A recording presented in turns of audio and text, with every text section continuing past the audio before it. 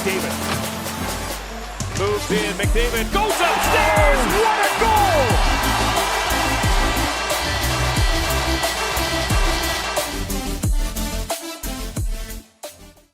Hey guys, how's it going? It's Etanyos here. Welcome to episode number 36 of this NHL 20. Actually, is it number 36? It is. Thank God. Let's try again. Hey guys, how's it going? It's Etanyos here. Welcome to episode number 36 of this NHL 20 Draft to Glory franchise mode with the Reading Royals. If you guys are new to the channel and haven't subscribed yet, please go down below into this bottom corner right here. We're trying to hit 1,000 subs. But anyways, let's jump into the video. So if you guys missed last episode, up in the top corner, there will be a card that sends you to the entire Draft to Glory playlist. There is at least 35 videos on there, so I recommend you go check that out and make sure you catch up on everything leading up to this point in the series. Anyways, it was decided last episode that we would be doing single season simulations per episode now, so we would get through the entire season, which means the preseason, regular season, postseason, draft, free agency, or re-signing phase, and free agency all in one episode. So that's what we're going to be doing again here today. I've already got my scouting done, so we're just going to sim to the regular season first off here and check out the draft class. All right, guys, so here's how the draft class looks heading into this next season. Looks like we don't have a scouting report on Dwyer, but okay. Chitsov is looking nice as a defenseman. He might actually jump up to pick number 1.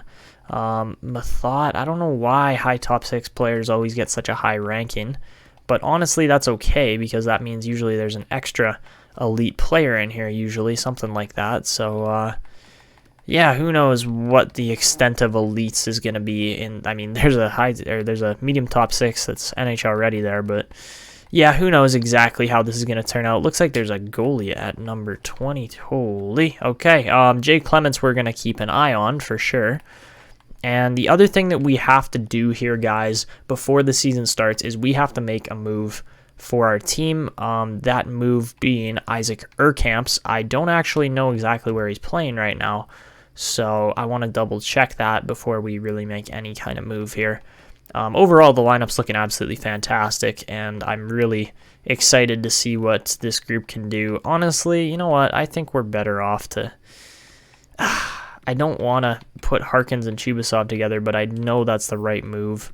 Where is Urkamps? Oh, he's up to a 79. Okay, like that that doesn't make sense to me, but that's just how things are going to work out here. Yeah, anyways, that's the team for the most part. I'm interested to see what Torsten Oman's going to do this season. Obviously, Donovan Boyce is our best young prospect, really, but Kozlov's getting up there too, for sure. I don't know what's going to happen exactly with Pentakainen here. We might end up moving him eventually. And then obviously the other big question here is going to be who's going to stay. Is it going to be Sokolov, who's on a 1-year deal left here, and he's getting up there. He's looking real nice. Or is it going to be Jamie Lawton? Because, you know, both guys are very lethal shooters, but, you know, Sokolov's a right-handed shot. So maybe, actually, here, let's try this quickly. We could potentially end up with Sokolov on the top line. That's definitely a possibility. If we don't decide to re-sign Lawton or if he's too much money at the end of this season. And then besides that, like, okay, Ferguson signed a lot of the, Chubasov's expiring, as well as Lamb and Walls, so that's going to be interesting to say the least. Big deal left on Muller, so that's good. He's going to be here till he's at least 36 by the looks of it, and we're going to try to win as many cups as possible. Anyways, we did win Stanley Cup number 4 for the Royals last episode. The other thing that has not happened yet is the Pennsylvania Tigers actually winning the Calder Cup. That just hasn't happened yet in this franchise mode. Who knows if it will? I'm not too worried about it happening. Obviously, Stanley Cups are much bigger a prize, but anyways, we're going to get into a full season sim. I'm going to stop up and do scouting halfway through. I'm not going to show it on camera, but I will be back with you guys at the end of the 2035/36 season. So guys, I actually realized I just forgot to do a couple things here, especially one of the big things here is comments. So first off, we're going to just check out how our team's looking heading into this season. Obviously, we had a couple downgrades with our team. So you can see it there. We got 89 offense, 95 defense, and 89 goaltending, which still is not bad, but it definitely is a little bit worse than last year. So next up, guys, we are going to get into some comments here. Just a couple, not just constructive, but really good comments here from a bunch of these guys. Starting off, we're going to go with Bardowski Snipes, who said, "You've constructed quite the team. Not going to lie, but how did they end up with a 70-11-1 record?" I hope you're not doubting that record because it's completely simmed, guys. I did not rig it or try to play a whole bunch of games or anything like that. He said, "My team was 98 offense, 99 defense, 90 goaltending, yet didn't even make the playoffs. EA hates me. Love your content. Keep up the terrific work." Wow.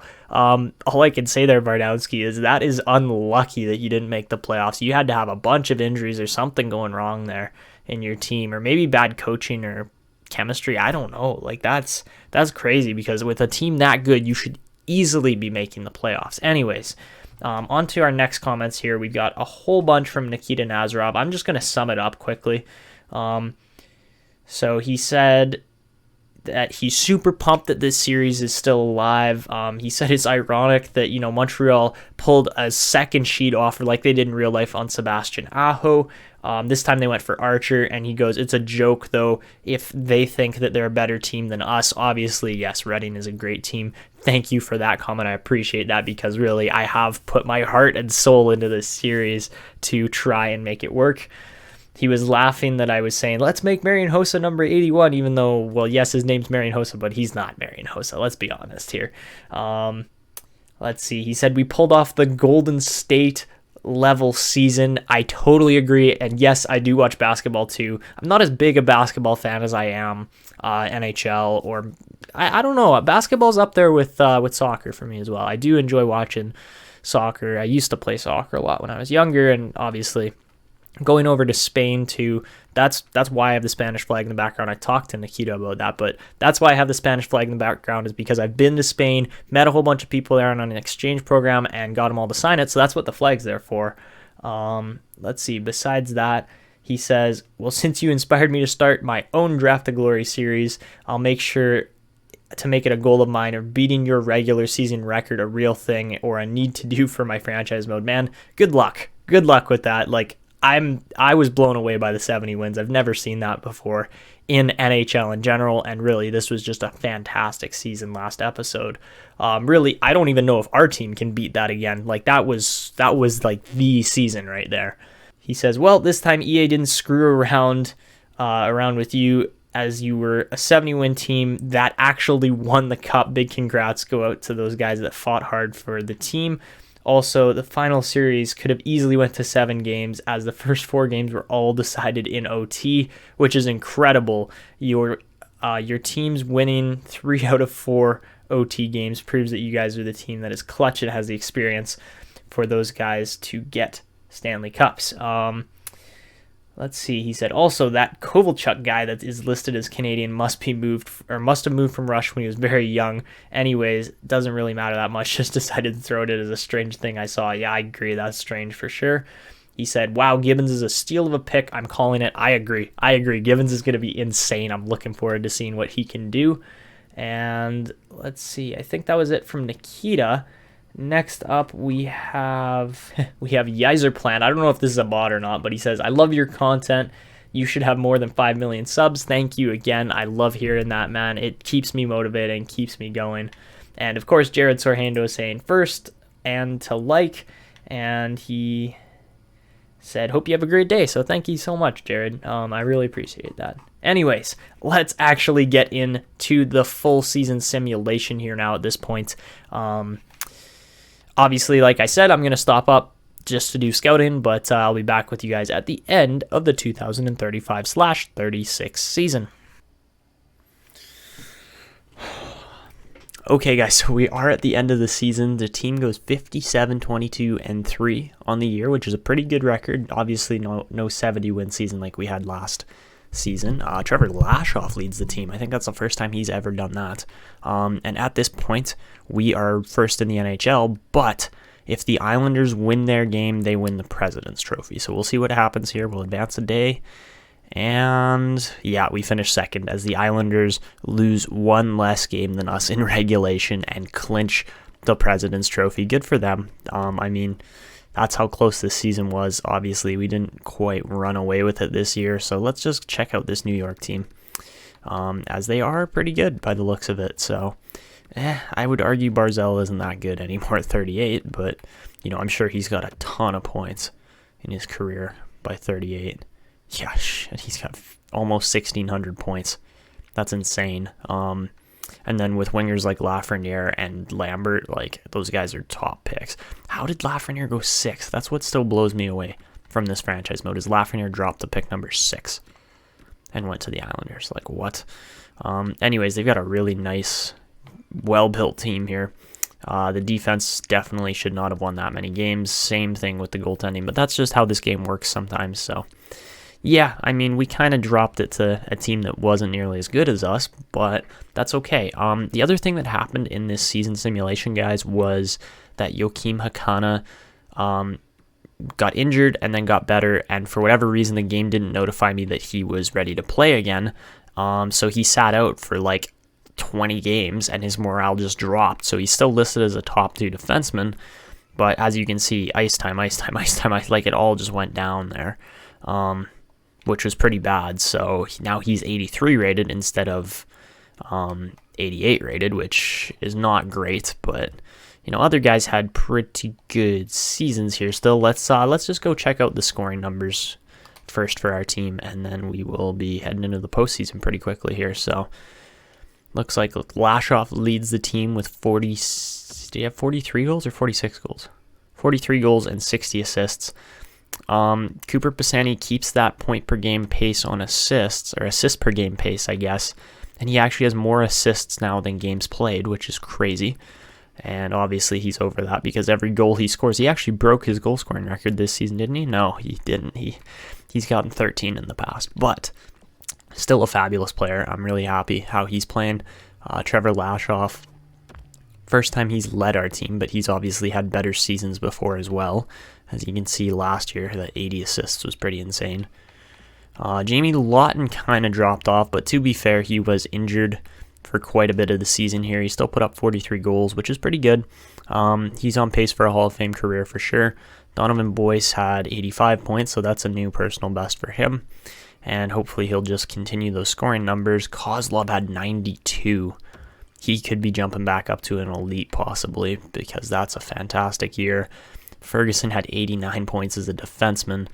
So yeah, I think it's safe to say the team was playing pretty well. The only player that didn't play as good as he normally does is Leo Muller. Obviously, he still had 43 wins, which is pretty insane.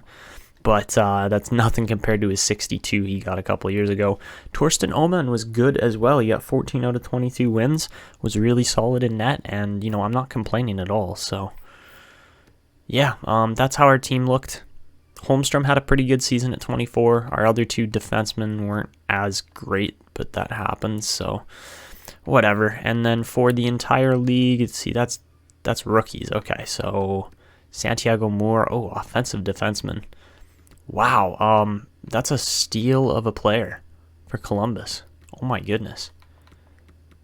4th round pick, and he's that good. Wow. Houston was like a lottery pick. A lot of these guys were in the top end of their draft or whatever, so not much surprise there. Lafreniere puts up 122 points to lead the league.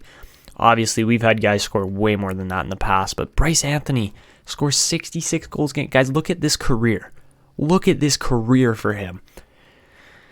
That's insane, man. Like, he has had an absolutely fantastic time in the NHL. I can't believe how good he's been. Out of all the players we had, I am still blown away by how good Bryce Anthony's been. Finley, wow, he's actually pretty good. Lambert, yeah, there's lots of big names in here. Melvin Miller, that's another name that I haven't seen in a little bit, but is Bergenheim? He's not even elite, but he put up 113 points. That's insane. Anyways, as far as goalies go, Roussel and Muller tie on wins at 43. I still don't know how an 81 rated goalie puts up those kind of stats when we have a 90 rated goalie who's supposedly playing worse, but it just has way better stats. It's like, what? How does that happen? And then for defense, I assume, Amir Ferguson barely leads the league there. Luke Hughes was hot on his tail, but he's also 32 now, so I can see why these guys are kind of starting to drop off. Obviously, Ferguson's got the advantage on those guys because he's bigger. He's franchise potential, and I can see why he's doing so well. Petter Musil put up an insane amount of points for the Montreal Canadiens there. So yeah, that's interesting for sure. Anyways, I think we're going to get into the playoffs now. We don't really need to look at teams too much. Besides, Colorado was the one team we had to pick for. So I kind of want to see where they finish, but I assume they made the playoffs because they were right on the edge. Oh yeah, no, they made the playoffs for sure. But the real question is who's going to win in the postseason here. So San Jose finished dead last. They lost 60 games. Ouch. All right, guys, so this is actually the 6th season in a row where we have placed in the top 5 in the league in standings for the regular season. We've won 4 cups in those previous 5 seasons. And, we are on pace to probably win another cup here this season. Our team's just that good. We didn't win 29 road games, though, so that's too bad. Looks like we got the Carolina Hurricanes up first round here again in the playoffs, and yeah, this should be fun. Looks like the only team that's got home ice advantage on us is the Islanders, and Ottawa very well might beat them, but we very well might lose to the Hurricanes anyways, so let's just check out the Hurricanes quickly here. Obviously, not a team to be taken lightly here. Carolina is still very good. I'm not going to put anything past them at this point because they really are quite a good team still, and even with these older players in here, these guys are still scoring at crazy paces. Like Popovich got 100 points.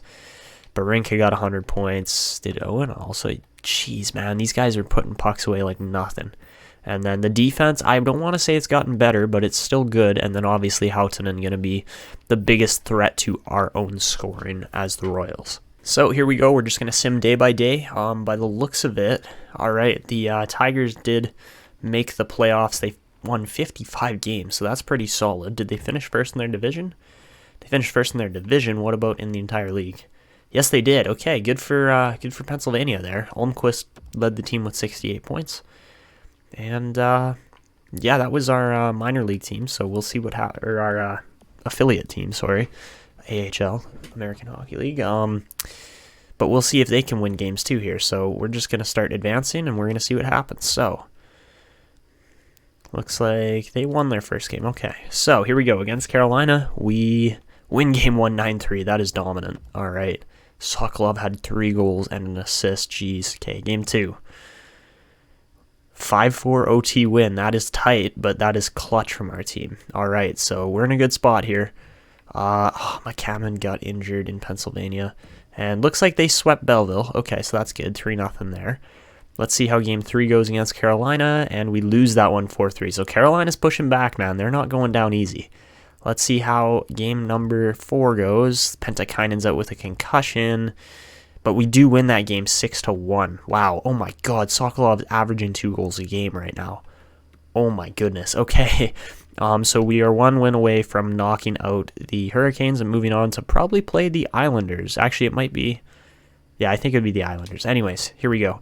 Game number 5 on home ice. We complete the win there. And, no, we don't. Never mind. Sorry, that was the AHL. AHL threw me off. Come on, man. We lose that one 3-2 in OT. That sucks. All right. Game 6, we got to knock them out at this point, boys. Come on. You have to. You don't have another choice because otherwise 7 games is too tight.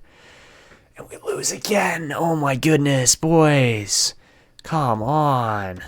Like, how many more games can you lose that are, like, you should be winning? I know Carolina's a good team. Like, I'll give them that. But our team's just better. Come on. First period, there you go. 3-0. Lawton, Holmstrom, and Kozlov score. Second period, it's 4-1. Kozlov scores again. Kott gets 1 goal for them. And we knock them out in a 5-2 victory in Game 7. So a little too many games there for my liking, but we still get the job done. So now Sokolov's more at a goal per game because we played too many games. Anyways, the Islanders will be up next. I just showed you their team, but I do want to see how many games they actually played here. So they only took 5 games to beat the Senators. It looks like we were the only series that went to 7 games in the first round. All right. Well, this one's going to be a banger of a series. I can guarantee you guys that, because these are the 2 best teams in the league going head-to-head here. Let's see what happens. Also, guys, if we beat the Islanders in this series, it will be the 3rd time in a row that we beat them and knock them out in the playoffs, but we'll see what happens here. So, game number 1. Actually, wait, how's the AHL doing? They're up 2-0. All right. Anyways, game 1 here against the Islanders, we lose 7-3. Come on, man. They've got no defense or goaltending. You have to play defense against their top guys, and we'll shut them down, because that's all they have is 2 forward lines. Like, come on, man. Second game. Come on, boys. We need a big win here on the road, and we get it 9-1. What did I say about shutting down their offense? We give up 1 singular goal in game 2. That's huge. All right. Looks like LA is up 2-0. All right. Everybody else is tied 1 apiece.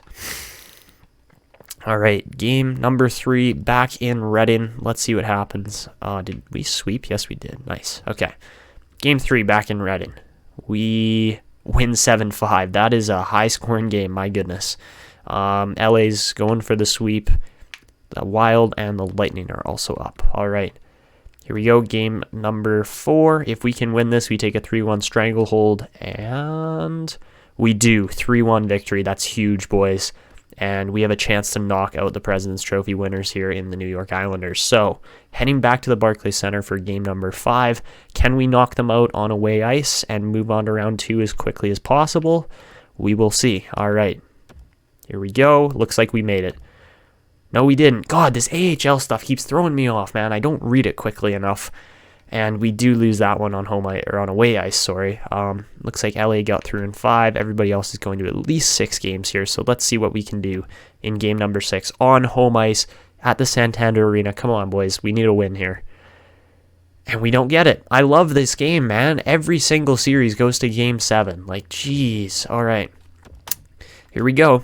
This is it. It's in the fate of our players' hands. Let's see what happens here in Game 7 in New York. First period, we're up 3-0. What is with these Game 7 Sims being up 3-0 to start? If we blow this, I swear to God. All right, second period, it's a 4-1 game. Lashoff scores on the power play, and we win that game 5-1 as Trevor Lashoff puts away 2 goals to really seal the deal there. We're still going, man. This is all sim, and this is all crazy how it's going right now, because really, this has just been a little bit too close for my liking. So we're going to be taking on Tampa Bay here in the conference finals. All right, here we go. Heading into the next round of the playoffs. Let's see what happens here. Oh boy, okay, our team's down 2-0 against Hartford, so that's not great in the AHL, but it happens. So here we go. Next series here, heading up against the Tampa Bay Lightning. Let's see what happens. So, game 1. We win 4-3 in overtime. That is tight. All right. Looks like LA. Did we take on LA last season? Yeah, we did. We took them on in the finals, so we might meet them up again. Anyways, game number 2. Kozlov's just crushing it for our team, man. He's playing so good. Okay, game number 2. We win 8-2. That is sturdy. All right, that is a crushing win. Anyways. Game number 3 in Tampa Bay. Usually I expect to lose one of these. We beat them 8-1. Wow.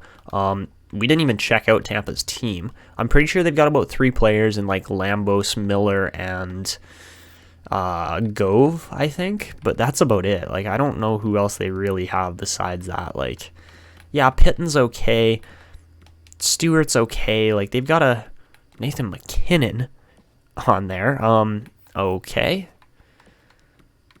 Interesting team build here. They're going to become a rebuilder pretty soon, I get the feeling, because Gove's 31, Lambos is 33. They got no goaltending. Like, I'm surprised they made it this far, man. My goodness. Jeez. So, yeah, Tampa has been the only team besides Montreal. Tampa and Montreal knocked us out of the playoffs first round. Every other year that we haven't gotten knocked out first round, we have won the cup. So I'm expecting to beat Tampa in 4 here. Let's see what happens. And do we take them? Yes, we do. That is a sweep, baby. Let's go. Unfortunately, I get the feeling that, yeah, our team got swept by Hartford, so that's not great for Pennsylvania, but it's okay because, our team's back in the Stanley Cup Finals yet again. Obviously, this team is built so well that I'm not expecting us to lose anytime soon here, really. And yeah, this is just a nice lineup. All right, so now we just get to see, is it going to be LA or is it going to be Colorado? And looks like it's going to be LA probably, but yeah, it's going to be LA again. All right, so we get a rematch, they get a rematch in the finals against us from last season, and I'm sure they want to take another shot at us after, did we dominate them? We beat them in 5, so yeah, I could see why they'd want another shot at us, for sure. All right, so here we go. We got LA. We got a rematch. Obviously, they've got a much older team than us, but we've just found a way to win on a consistent basis where they really haven't. Actually, have they even won a cup recently? The Kings have not won a cup in this entire franchise mode, so who knows what's going to happen here, man. Obviously, they've got a couple, like Darius Corey could become a nice player, but it's like, I don't know, man. This team's all pretty old overall. Like, the youngest kind of in his prime players in Haas there, but that's it. Like, they drafted that Ramsey guy as well, who's pretty nice, but Wisniewski actually turned out pretty well. That's one of our ex-goaltenders. So, man, he's gotten 12 wins for his team. We'll see if we can knock him out here and try to claim another Stanley Cup. Obviously, that would just be insane because that would be 5 Stanley Cups in just 6 seasons. But you guys have seen this. This is all simulation. I haven't played a single game up to this point, and this team is just crushing it. So, Game 1 on home ice, we win 4-2.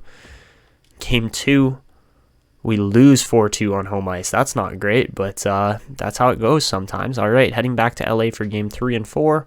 Game 3, we win 3-1. All right, and then game number 4, we win 3-0. All right, so we're headed back to Reading to potentially knock the Kings out in just 5 games again. Obviously, this Royals team is just playing insanely well. Trevor Lashoff has 33 points in 22 games. Starting off the first period, we're down 1-0 as Sawyer Yannick gives the Kings a 1-0 lead.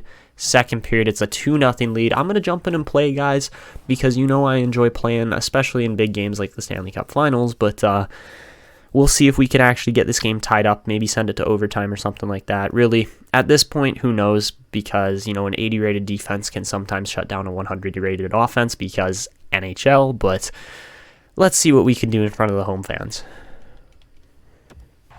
All right, let's see what we got here. Not much time left, and a couple of goals here would do us a world of good. Great hit. Nordstrom, what a goal. Not Nordstrom, Nordquist. Thomas Nordquist, what a goal, what a play. Separates the puck from the body there and goes in, breaks in, drives the net, and makes a beautiful forehand-backhand move to put this make this game a 1-goal competition here in the third period. Wisniewski, man, those are hard. When you're cutting in one-on-one, it's hard for the goalie to perfectly guess what the guy's going to do, and that was just a silky finish for a 6'5" two-way forward. Anyways, that's what we pay him to do, man. Let's see what we can do moving forward here, as there's not a lot of time left. Cooper Pisani, make the move, doesn't get the shot away. No, oh my god, that was off the post. Are you kidding me? Get off of me, Culp. Who do you think you are? I should cross-check his back of his head, knock him out cold. Come on. Okay, there's 5 seconds left. We're on a PK. Obviously, we've lost this game, so we're going to Game 6 now. 1-goal game, man. Come on. Of course they put 2 pucks in the net in 2 periods, and we can't get 2-1 with our 100-rated offense. Great simulation engine, NHL. Really great. All right, let's win this on away ice. I don't want to show these guys any mercy. They get a game on us, it's whatever. You don't get another shot at us, obviously. So, here we go. Game number 6. We're up 2-1 to start. Nordquist, Lashoff score. Darius Corey scores for them. We outshoot them 16-6. Let's put another puck in the net. Come on. Second period, it's 4-2. I think we pretty much got this one wrapped up, so I'm not going to play it. I'm just going to let it sim, And 5-2 is Sokolov scores again on Wisniewski. Man, our team's just better. Like, the fact that we dropped such a close game, like a 2-1 game there to them, is like, oh man. Anyways, yeah, 6-3 now, as really we just show our dominance here. We will get into the celebration, but yeah, it's 6-4. They could probably still score 2 goals in 6 minutes, but it's unlikely as well, so yeah, here we go. Okay, I didn't pause it in time, my bad, guys, but we can pretty much guess what happened. I'd assume Trevor Lashoff won the Conn Smythe. If he didn't, I'm going to be a little disappointed in the game because he scored 36 points in the playoffs. So I would assume Lashoff would be your Conn Smythe winner. So we are just going to advance the day here to see who wins the, looks like Hartford. So the team that our boys lost to there in the AHL wins the Calder Cup. So that's just how it goes normally. And I believe that is the first time Hartford has won a Calder Cup as well. Also, guys, now for all-time rankings, since the Oilers have never won a Stanley Cup in this series, we are tied for, let's see. So there's Montreal, Toronto, Detroit, Boston, Chicago, and then Edmonton's with 5. So that would mean we're tied for 7th place now all time. Tied for 7th place, and this team has only been in the league for 17 seasons. That's pretty good. And considering it's all draft to glory too, is the most insane part of it. So,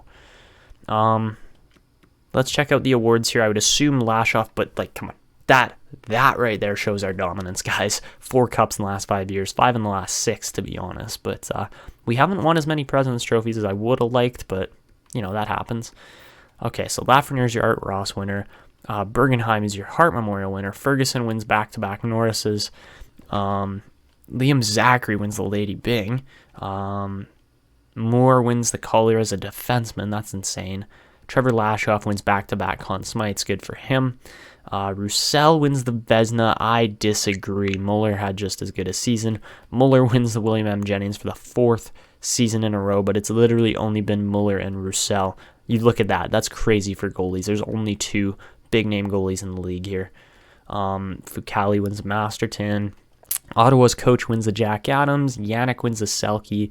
Bergenheim wins the Ted Lindsay. And St. Denis wins the Rocket. All right, so guys, this draft class does actually have a franchise player. I'm not entirely sure if he's a two-way forward or a playmaker or a power forward. I'd assume maybe power forward at that size, but he could be a playmaker as well. But anyways, Chris Dwyer looking like an absolutely fabulous player. Like, I don't know what else to call him. He looks like a beast, to be honest. Anyways, we don't have too many players really pinned here besides like some questionable franchise players that obviously aren't franchise players, but still might be worth a pick here and there. So I'll figure out where our picks are landing, who I'm going to take, and we'll get into this draft class pretty quick. Obviously, we have to see the lottery first, but that usually goes by pretty quick. Petrolainen looks like he could be all right. I don't know, man. A lot of these low elites are always questionable, so.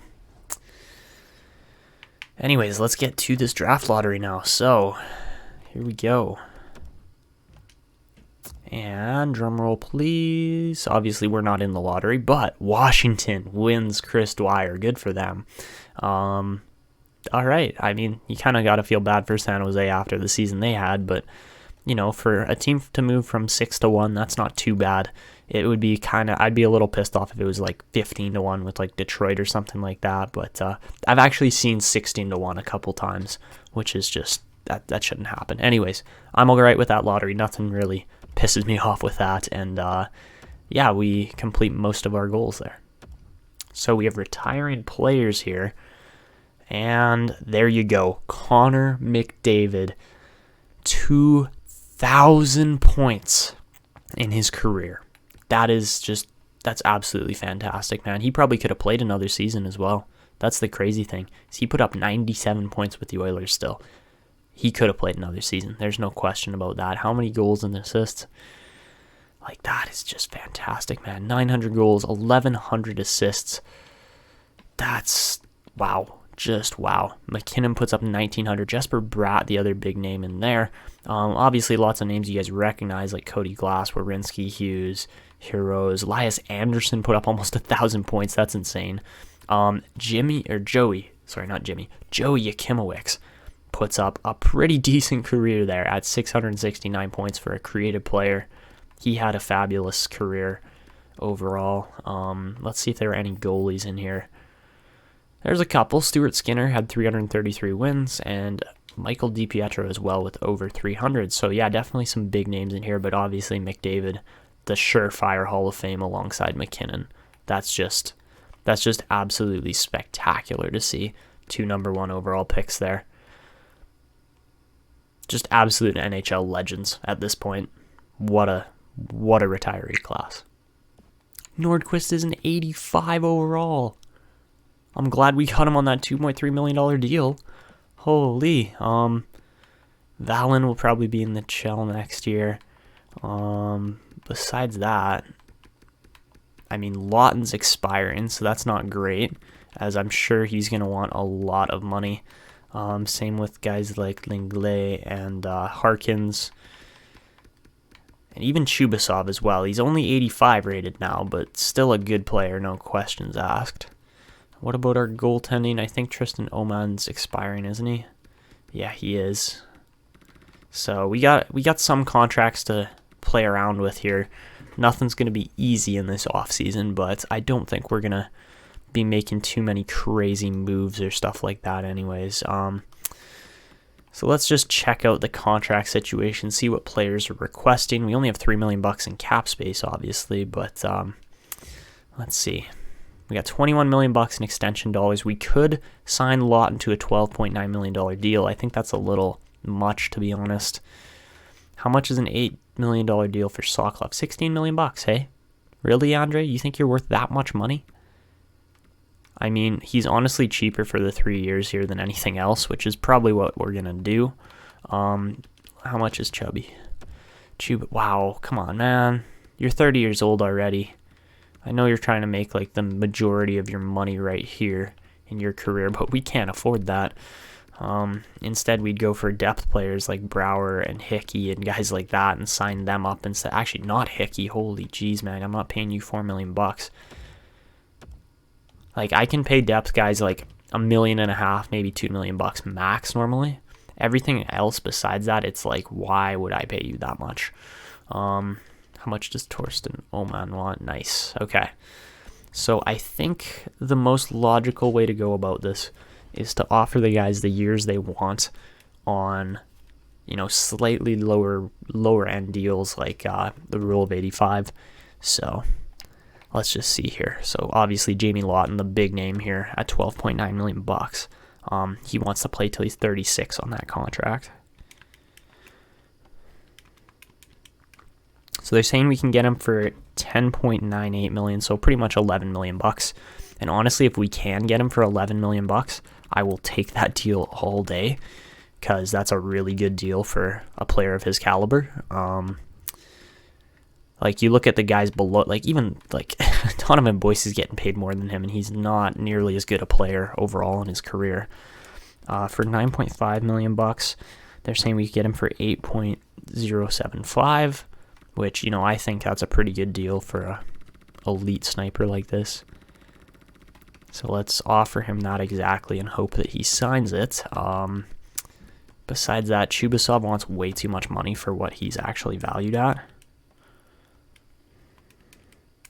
So they're saying we could get him for $9.5, which I still think is a lot. Considering we just dropped $20 million. I don't think we can actually sign him right now, so... Yeah, this is going to be tough. This is going to be tough to figure out what exactly we're doing with this team moving forward. Because obviously the first guy to go would probably be Lasse Pentakainen. As much as I hate to say that, he's won like every single cup with us, obviously, right? He's been here for right through from 2031. Was that our first cup? Our first cup was in, 2030/31. So he's been here. He's won a cup every single season. He's been on our team every single season we won a cup, which is 5 out of 6 seasons. And he's played He's played 6 seasons. So yeah, he's won 5 Stanley Cups by the age of 25. So Lasse Pentakainen obviously has a fantastic career and accolade under his belt already. But really, we just can't afford to pay everybody here. So I don't want to see Chubasov go because I know that just weakens our defense immensely. A guy like Ian Brower, we can pay $2 million, and that's not a problem. Like, I can pay him $2.4 million for the next 2 years, and that's good with me. And other cheap contracts here like Burgundy and Lebda, I can totally do those deals. It's just a guy like Hickey, I cannot. Not for $4 million. Like, you're just not worth that much. And that's the main roster. What about in the system? We got Joel Walls is definitely going to want some money. Oy, he wants a lot of money, which isn't great. So we will probably end up qualifying him. This Spencer guy might not even be worth... he's probably worth signing, but... besides that, we got Markstrom here. He's 26 and hasn't turned out to be anything. Why do my bottom pairing defensemen want $5 million? You're not worth that. Jeez. Okay, Cardwell, I can pay $1 million. That's not a problem. Bishop, I can pay. I think we can pay McCammon. Obviously, we can pay McCammon too. He's not expensive. And then we've got guys like Dabilowicz and Chow in here who we might sign this upcoming year. Gibbons is already up to a 70, so I'm expecting big things from him, to be honest. Urkamps is out of here. That's totally good with me. We probably should be looking more into defensemen for this upcoming draft, just based on the fact that we don't have all that many at the moment, because a lot of them are playing in playing in the CHL, so that makes things a little more difficult, obviously.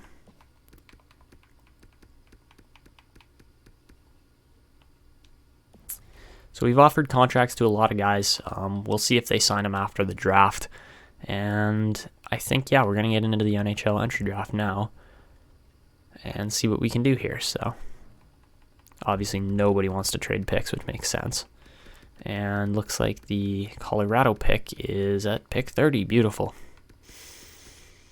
That's what we get for trading with a team that is obviously good already. So yeah, we got pick 30 and 32 for the next couple rounds, don't we?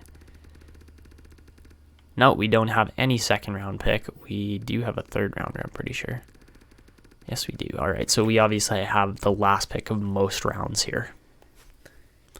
Honestly, guys, I don't think we're going to be super aggressive this season with trades and stuff like that. Like, we just don't need to be. The only guy I might want to try to get a piece back for would probably be, seeing he's got no value, is Chubasov, but we can't do that really.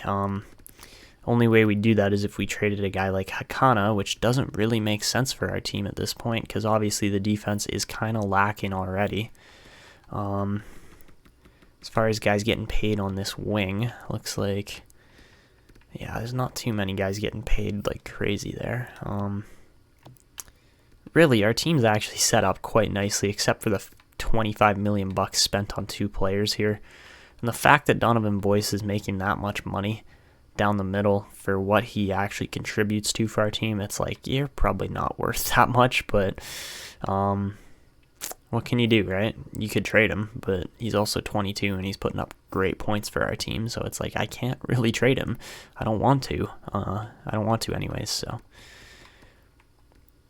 You know, yeah, I just don't see us getting too many great pieces back for what we currently have. We might see a couple guys walk, and I'm really hoping we can more just grow players through our team rather than, you know, drafting crazy talent with late picks here. So let me just get my picks lined up. Actually, you know what? Let's just see how good Dwyer really is and what kind of type of player he is. He's 6'2".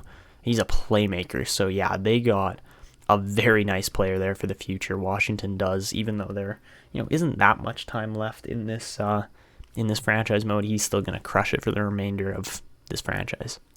All right, so Chistov, sorry, is how you say it, is a offensive defenseman, 5'11" or 5'10", sorry, 80 rated medium elite. So Anaheim gets a real nice defenseman there for sure. All right, guys, we're going to kind of just wing this as we go, honestly. I'm going to sim right to pick 30. We're going to see how this turns out, and really, I'm not expecting the best draft here. Clements was a high starter, So he's pretty nice looking. A lot of pretty average picks overall, but, you know, right around pick 13, or 11 to 13 was nice. Ference was an elite at pick number 7.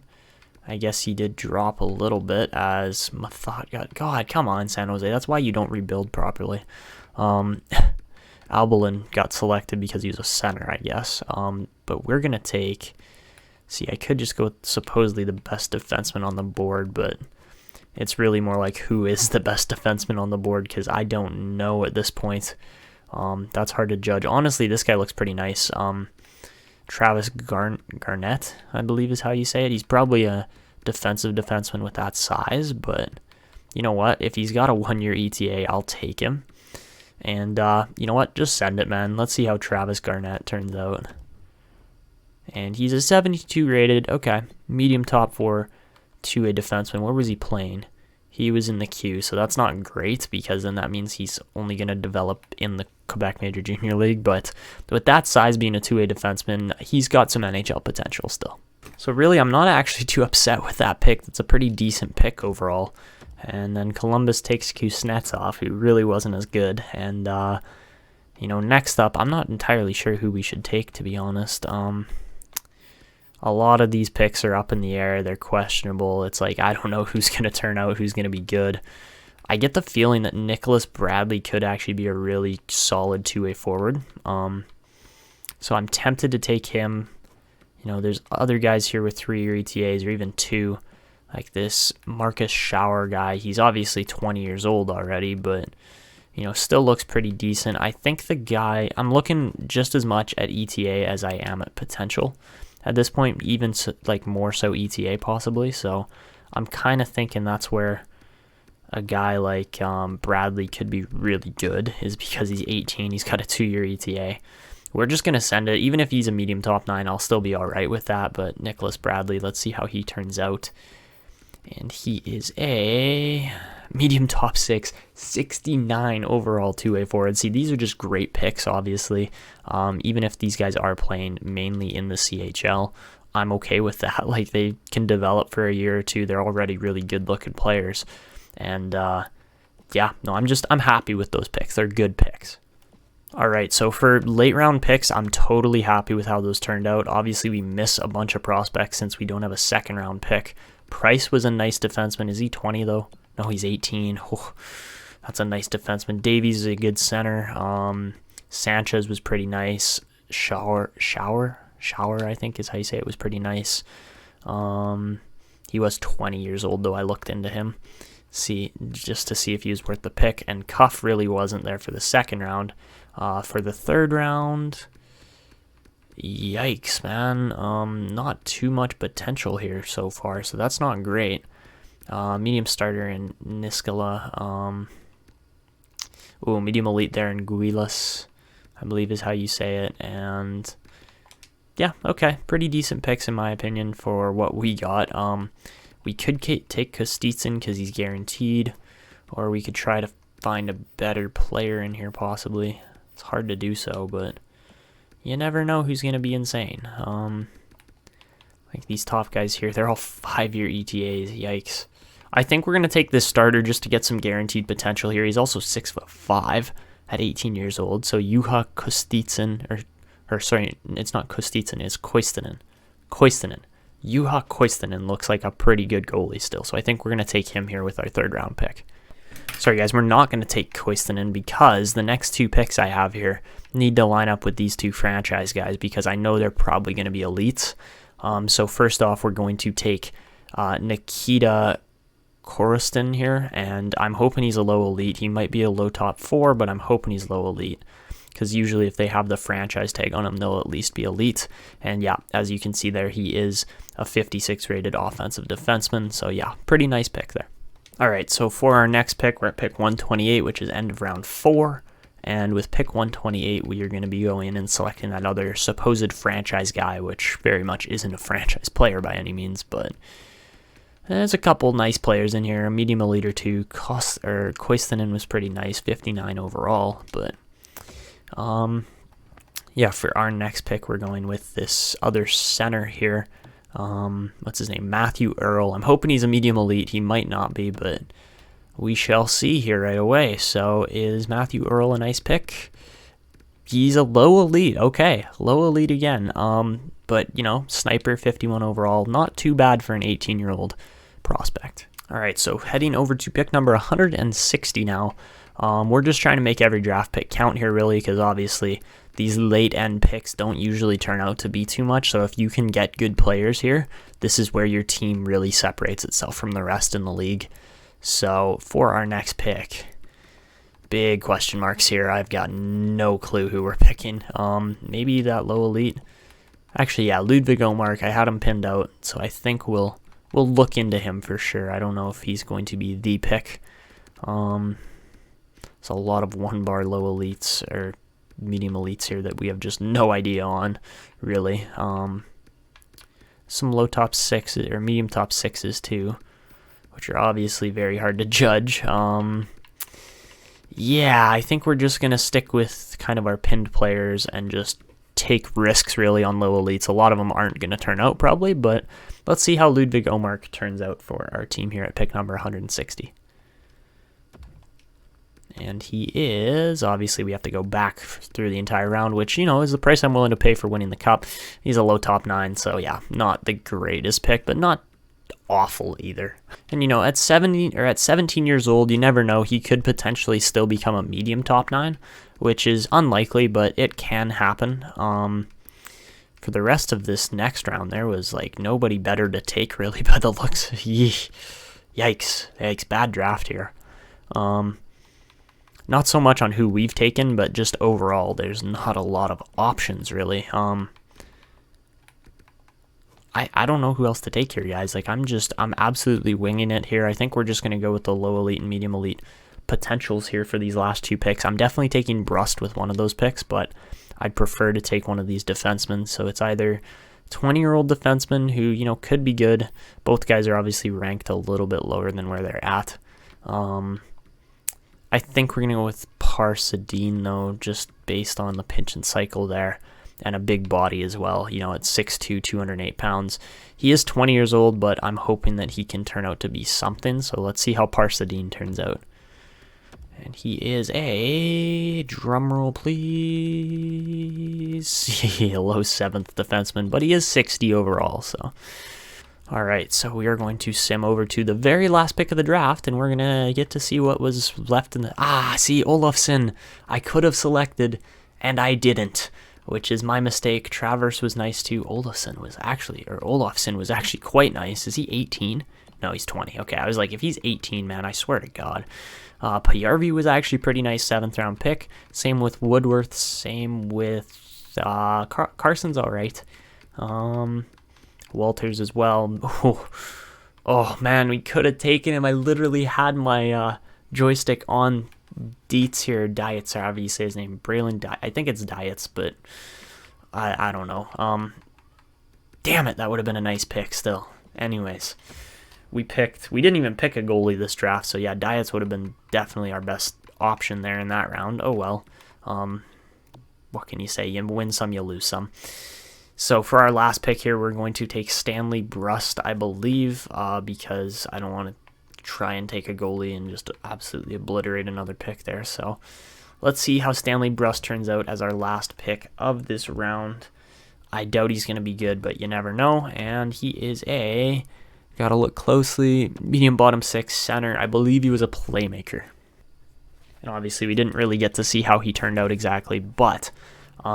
we will get into the re-signing phase here pretty quickly, as we do need to probably re-sign a couple players. So let's sim to the re-sign phase, see who signs. Looks like Sokolov, I don't know if he signed or not. So Tillett, our AHL head coach, needs a new contract, which we can definitely hand him. We have some leftover money, so he should sign that. As far as scouts go, we got a lot of scouts expiring. All right, so let's see what happens here. Joel Walls and Torsten Oman. Cardwell signs. Sokolov signs. Let's go. Lebda signs. Bishop signs. Burgundy signs. Spencer signs. Lawton signs. Brower signs. McCammon signs. Dude, we are set. We're in a good spot right now as a team. And honestly, with the group we have, I know we have guys where it's like, oh, these guys aren't gonna be able to stay around because we just don't have any cap space. Guys like Chubasov, who, you know, have been absolutely fantastic for the majority of this franchise mode, but it's like, I hate to see them go, but I know that we do need to let certain players walk at this point too. Like Davis Hickey for $4 million, obviously that's not going to happen. Honestly, Brandon Harkins as well, we would probably be all right with letting go and then trying to re-sign a guy like Chubasov. Well, he's not $11 million obviously, but I think for now we're just going to qualify Joel Walls because we can't pay him $5 million or even $4 million. So we'll qualify him. Par Markstrom, probably worth the contract still. And then let's see here, who else? Yeah, Lamb's getting qualified too. I'm not paying those guys that much money. Dabilowicz, we have to sign. Like, we have to. Urkamps, I am willing to let go at this point. Just get out of here. If you're going to keep dropping off like that, there's no point in me signing him. We're going to let walk. Kuznetsov, we're going to qualify. Actually, you know, we can just offer him a contract because he's going to be cheap. Garnett, I don't know if we're going to sign yet. I'm still thinking about that one. Gibbons, we'll see on. Coat, we're not going to sign. Ovalstad, we can offer a contract to. For sure.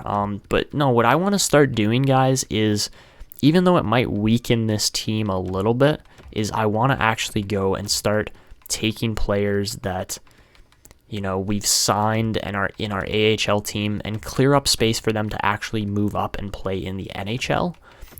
Because then that's how they're going to grow. Like, that's the only way they're going to grow at this point, unfortunately. But yeah, I can definitely see us doing that moving forward here. How did Vitanen play? He won 45 games and he did not grow at all. How does that work? Like, really? Okay, I'm not exactly impressed about that.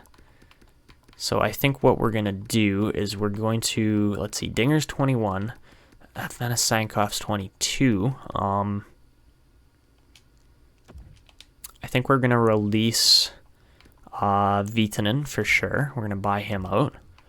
We're going to sign just Oljevic because he's still got that elite potential.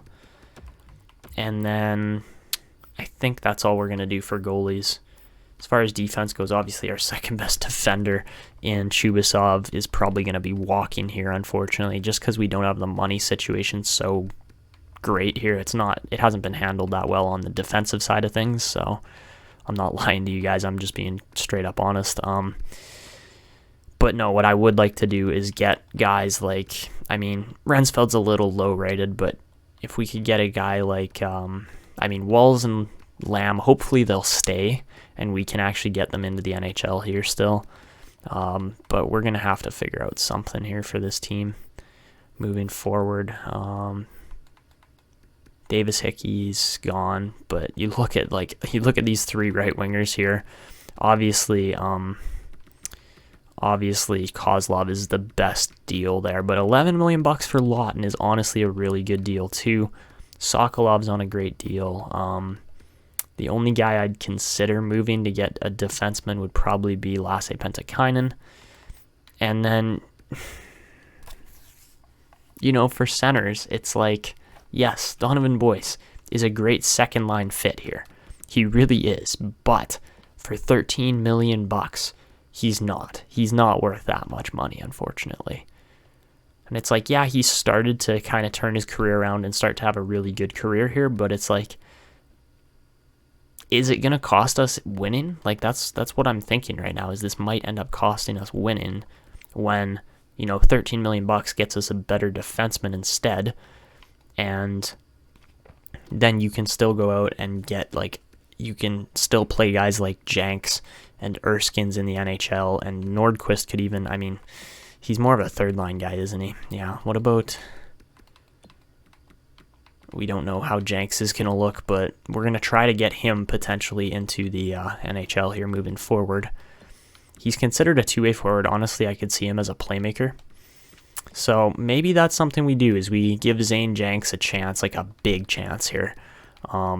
That's something I could see us potentially doing. Or maybe, maybe it's Kim Holmstrom who moves up to the second line. I know he's 24 already, but like, you toss a guy like that, change him to a playmaker, toss him in between Sokolov and Kozlov, you might have a real nice line there still. And obviously Boyce is just a great player, but I don't know if I can keep paying him as much money as we are and sacrifice all of our defense. Like, we can't do that. So I think we're going to just advance a day or two here, see if guys sign contracts, and probably just move forward from this point.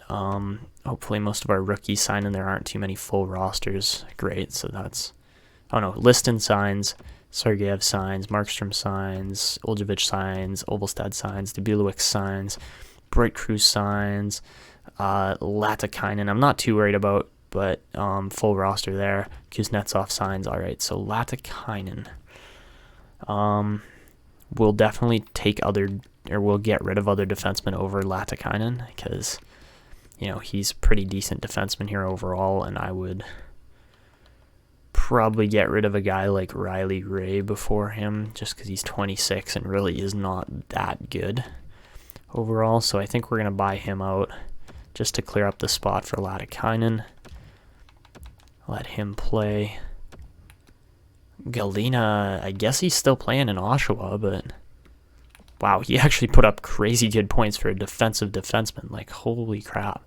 Does he have like a big booming shot or something? Not really. Jeez.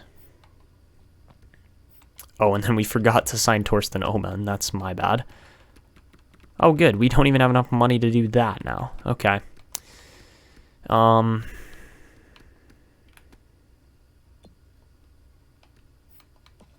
Shoot.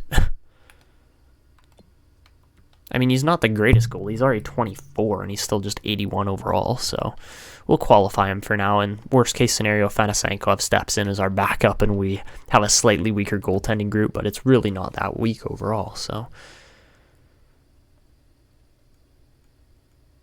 Okay, so Latikainen didn't get enough money, apparently. This just shut off. There we go. All right. Yeah, so apparently Latikainen just did not get enough money there. So that's interesting. How much money was he wanting? Oh, he wants $1 million, and we don't have $1 million. Yikes, man, this team is in a very strange spot right now. I want to buy some guys out here, but I don't know who we go for. Okay, you know what? I'm fine with letting everybody here who isn't signed, who's a UFA, I'm fine with letting them walk and then figuring things out in free agency, because really this team is in a weird spot right now. If Buffalo's got cap space, I could see us potentially working a deal here. It would be a very awkward looking deal, but I think we might be able to pull it off still and get St. Jacques. Even though he's a $9 million contract, he's also an offensive defenseman that will fit what our team needs more so than a lot of other things. So if we get him and 2 firsts in exchange for a guy like, well, we're going to try to trade Donovan Boyce, because he's just too much money for where he's playing. If we go Donovan Boyce along with, and this is me just trying to clear cap space, guys, okay? Actually, I mean, we don't have to. We don't have to trade a guy like Harkins, but at the same time, he's really not a great contract either. So we clear up $4 million by doing that.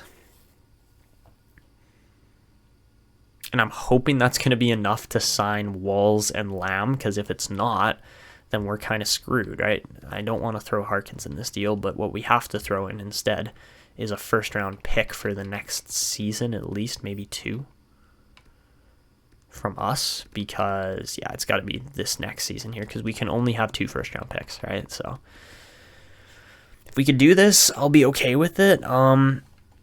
Honestly, if they could throw in 1 more first-rounder, I would be good with that. That would be a deal to me, and, well, let's see. Let's see if they take this or not. Obviously, this is a big upgrade from what they're giving up, I would say, but it's a fairly equal deal still. And when they get a guy like Boyce, that really bolsters their offense as far as a younger player goes, but they do have a lot of centers already. That's what I'm seeing anyways, so I'm just hoping this goes through. And that is accepted. Okay, so we clear up about $4 million in cap space, and I'm really just hoping that's enough to pay for a defenseman more than anything here, really, because our defense is going to be okay. It's not going to be like fantastic like it has been in the past. But yeah, like you see, the top four is set. There's no question about that. I'm really more just waiting for Joakim Hakana to jump back up to his former overall, which would be nice. Because, yeah, you look in the system and it's like, yes, Walls and Lamb would be very nice to get back into our team as they were great young guys here, but at the same time, I'm not willing to pay them $10 million between the two of them for playing bottom line minutes. So we're just going to start simming to the next season here. If they get sheet offered, I'm not going to be that pissed off, but let's see. Yeah, so it looks like Calgary's trying to offer Joel Wells $4.5 million, which is not great. There's Sergei Zadorov, who's $2.5. See, we've got $5 million. I can pay Zadorov. That's not as much of an issue. I could pay Sergei Zadorov because then that's some kind of defenseman. And yes, we'll take the compensation for what's his name there? We'll take the compensation for Isaac Urkamps is still available. You know, if he wants to sign a deal with us again, which I doubt he does, but if he does, I'll sign it. And that'll be our $5 million for two bottom pairing defensemen. But I'm really questioning what's going to happen here. Cristiano Lamb probably going to get sheet offered as well. We'll take the second round pick for this next year from Calgary. It's too bad. We get Sergei Zadorov. Are we going to get Isaac Urkamps? I doubt it, but you never know. And yeah, he goes with LA, obviously. So I think we're going to go and offer, what's his name here? Cristiano Lamb. He's not getting paid that much money. I can pay him 1 year at 3.5. If he's going to reject it, fine. You're just not playing with our team and winning another cup. So, he's probably going to reject it right here.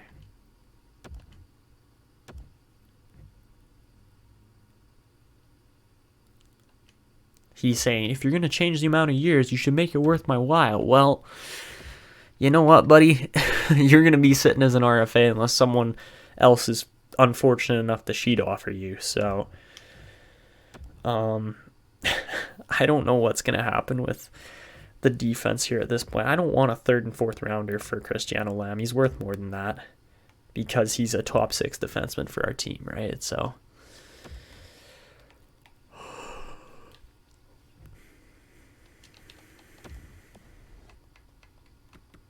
okay, so we got a couple options here with this team. Hey, look at that. He dropped his price right down. Isn't that funny how it works? But for goalies, we got Torsten Oman's only $800,000 for a year. I'll definitely take that. But we'll see if he actually signs it or not. And then I can offer this guy $3 million. But that's it for Cristiano Lamb. I'm not offering him more than that because he's a bottom pairing defenseman, man. He's got to realize that at some point here. So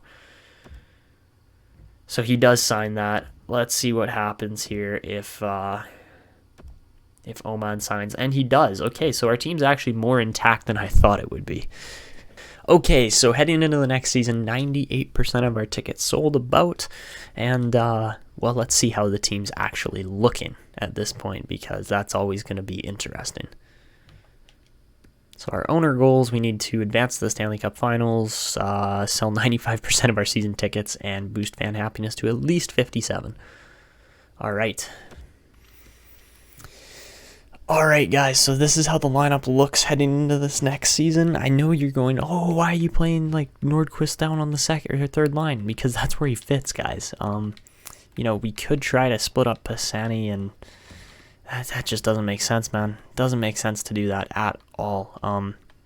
So I think we're gonna keep the lineup exactly as is here.